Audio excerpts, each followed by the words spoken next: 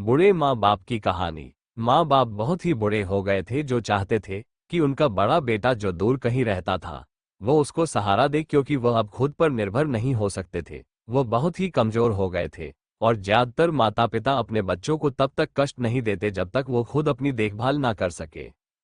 जब वो दोनों अपने बेटे के घर उसके साथ रहने जाते हैं तब उसको बहुत सारी कठिनाइयों का सामना करना पड़ता है। और सबसे ज्यादा परेशानी उसे खाने के टेबल पर होती है, क्योंकि बहुत ही कमजोर थे, जिसके कारण वह ठीक से खाना नहीं खा पाते थे और उसकी यही आदत से उसके बेटे और बहू को चिढ़ होती थी। कभी कभी उनके हाथ से जूस का ग्लास फिसल जाता तो कभी कभी उनके मुंह से चावल के दाने गिर जाते।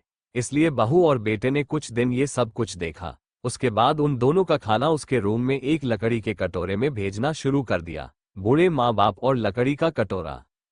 उस दंपति का एक 10 साल का बेटा था जो अपने घर में हो रही इन बातों को नोटिस करता और अपनी बिरादरी वाला काम करता, यानी कि बच्चों की जो आदत है कुछ सीखने की वही सीखने का प्रयास करता। और फिर अचानक उसने ऐसा सीख लिया जो वाकई तारीफ के काबिल था। एक सुबह स्कूल जाने से पहले उस बच्चे ने अपना गुल्लक तोड़ दिया। उसकी माँ ने पूछा कि क्यों तोड़ा तुमने? तब बच्चे ने कहा कि मुझे आप दोनों के लिए एक स्पेशल तोहफा लेना है। माँ खुश हो गई।